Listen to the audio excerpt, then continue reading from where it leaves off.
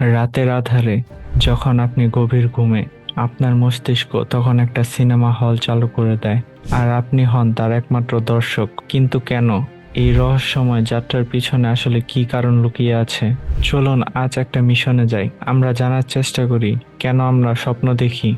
মনোবিজ্ঞানী আর নিউরোসায়েন্টিস্টদের মতে স্বপ্ন দেখার পিছনে একটা বড় কারণ হলো আমাদের মেমোরি ম্যানেজমেন্ট। ভাবুন তো, সারাদিন আমাদের মস্তিষ্কে হাজারো তথ্য, অভিজ্ঞতা জমা হয়। স্বপ্ন হলো সেই সব তথ্য সাজানো, জমানো আর অপ্রয়োজনীয় জিনিস মুছে ফেলার একটা প্রক্রিয়া। ঠিক যেমন আপনারা ফোনের ক্যাশ মেমোরি ক্লিয়ার করে স্পিড বাড়ান, স্বপ্ন আপনার মস্তিষ্ককে পরের দিনের জন্য প্রস্তুত করে। দ্বিতীয় যে থিওরিটি খুবই জনপ্রিয়, সেটা হলো ইমোশনাল রেগুলেশন বা আবেগ নিয়ন্ত্রণ। আমরা সারাদিনে অনেক কিছুই অনুভব করি যা পুরোপুরি প্রকাশও করি না। সেই রাগ, দুঃখ, ভয়, অস্থিরতা সবকিছুই জমা হয়ে থাকে আমাদের অবচেতনে। স্বপ্ন হলো আপনার মনের একটা নিরাপদ থেরাপি সেশন, যেখানে আপনি সেই আবেগগুলোকে খেলার ছাড় দেন, তাদের প্রেস করেন না। তাই অনেক সময় ভয়ানক স্বপ্ন দেখার পরও আমরা হালকা বোধ করি। আরেকটা মজার থিওরি হলো প্র্যাকটিস বা অনুশীলন।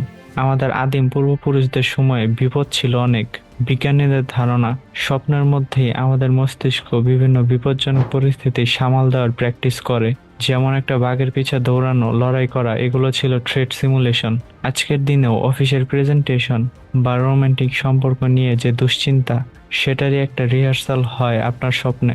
তাহলে কি উত্তর পেলাম? স্বপ্ন হয়তো মেমোরি ম্যানেজমেন্ট, আবেগ নিয়ন্ত্রণ আর বিপদ মোকাবেলার অনুশীলনের একটা জটিল মিশ্রণ। কিন্তু সত্যি কথা বলতে, আজও বিজ্ঞানীরা এই রহস্য ভেদ করতে পারেননি। পরের বার আপনি যখন কোনো অদ্ভুত, সুন্দর বা ভয়ানক স্বপ্ন দেখবেন, মনে রাখবেন এটা আপনার মস্তিষ্কের এক অপার রহস্যময় খেলা। আপনার নিজের মনের গভীরেই লুকিয়ে আছে এক অফুরন্ত জগৎ।